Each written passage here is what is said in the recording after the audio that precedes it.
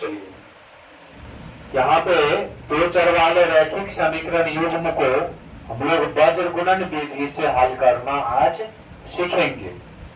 मान लीजिए कि दो चर वाले रैखिक समीकरण युग्म का व्यापक रूप यदि ax plus by plus c बराबर 0, dx plus ey plus f बराबर 0 हो, तो वज्र गुणन विधि से हल करने के लिए एक फॉर्मूला होता है, एक फॉर्मूला होता है। और वो फॉर्मूला यहाँ पर देखिए लिखा गया है x बट्टे bf माइनस सी, x बट्टे bf माइनस सी बराबर y बट्टे cd माइनस af बराबर 1 बट्टे ae माइनस bd। ऐसा तब होगा जब दो चर वाले रैखिक समीकरण युग्म का व्यापक रूप ax plus by plus c और dx plus ey plus f बराबर 0 होगा, तब इस तरह का ये फॉर्मूला इसका होता है। और इस फॉर्मूला से आसानी से आप हल कर सकते हैं। ये दो समीकरण है और इसे वज्र गुणन विधि से बनाने के लिए आपको RHS को 0 करना पड़ेगा। RHS को क्या करना पड़ेगा? 0 करना पड़ेगा। यहाँ से देखिए, यहाँ पे इसको 0 करेंगे 3x, इस समीकरण को लेके चलते 3x प्लस 4y 10 प्लस इधर आएगा तो RHS 0। फिर इस समीकरण को यहाँ लेके चलते हैं 2x माइनस 2y माइनस 2 इधर प्लस में इधर आएगा तो माइनस में। RHS को 0 कर दिए और समीकरण 1 और 2 मान लिया। फॉर्मूला में है a b c d e f, ये गुणांक है ना। ax plus by plus c बराबर 0, dx plus ey plus f बराबर 0। जिसका जो प्रश्नल मान है वो प्रश्नल मान, प्रश्नल चिन्ह वो हम लोग डालेंगे फॉर्मूला में। अब यहाँ से सवाल में वज्र गुणन विधि से ही हल करना है, तो यहाँ से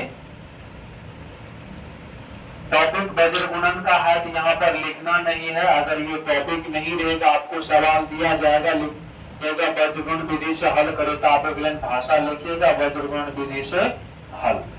अब यहाँ से जो फॉर्मूला है उसको हम लोग लिख देंगे bf माइनस ce बराबर y बट्टे cd माइनस af बराबर 1 बट्टे ae माइनस bd, 1 बटे e माइनस bd। अब यहाँ लिख दिए।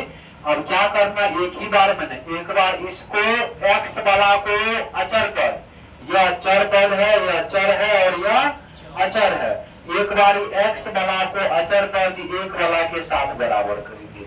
x वाला को एक बार इस 1 वाला के साथ बराबर करेंगे, मान निकाल लेंगे। फिर एक बार y वाला को इस 1 वाला के साथ में बराबर करेंगे।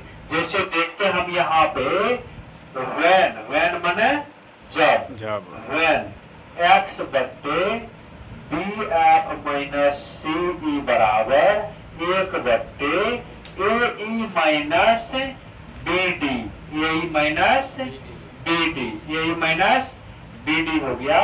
अब यहाँ से देखिए x का मान, x तो x से रहेंगे है ना, a का मान b है यहाँ पे bf, b का मान खोजिए है ना।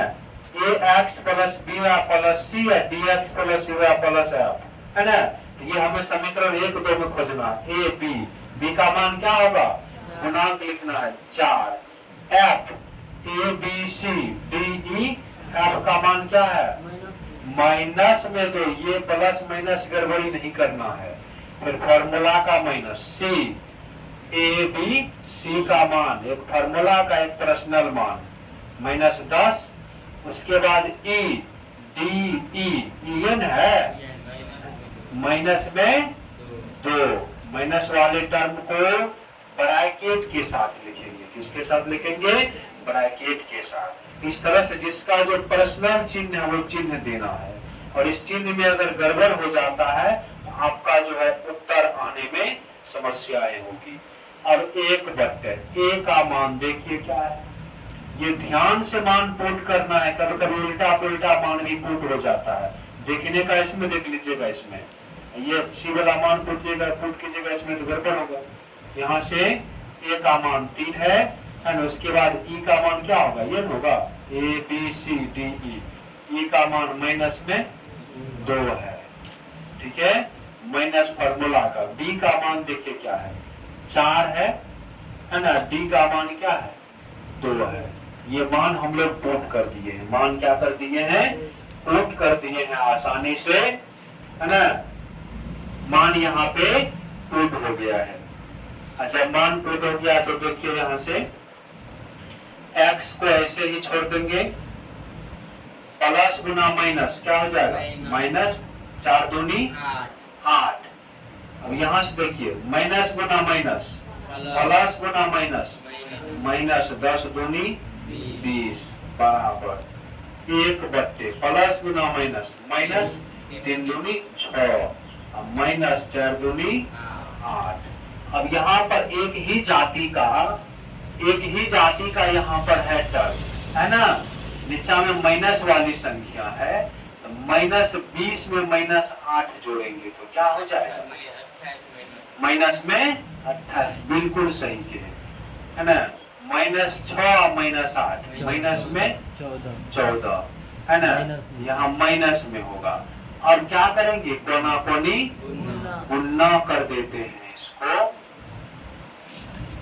तो माइनस 14 में x से गुना करेंगे, माइनस 14x, माइनस 28 गुना minus E minus cancel, x का मान निकालेंगे, 14 गुना में है, इधर उधर जाएंगे तो भाग में हो जाएंगे, 14 एकम 14, 14 दूनी 28, x बराबर 2, x बराबर 2, एक मान आपका आ गया। अब यही काम हम फिर करेंगे, एक बार y वाला पद को अचर पर क्या करेंगे, 1 के साथ बराबर करते हैं।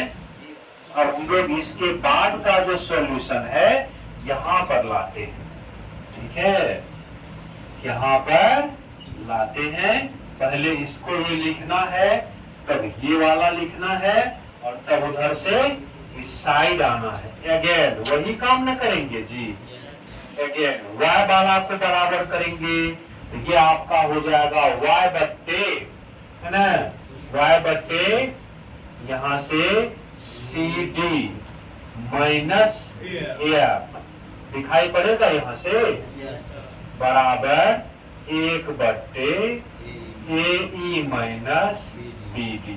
थोड़ा इधर दबा करके ही लिखते हैं, यहाँ से y, C का मान ढूंढिए, ABC माइनस में 10, C के बाद D 2, A का मान ढूंढिए 3, F का मान ढूंढिए माइनस में 2, हो गया 1, है ना।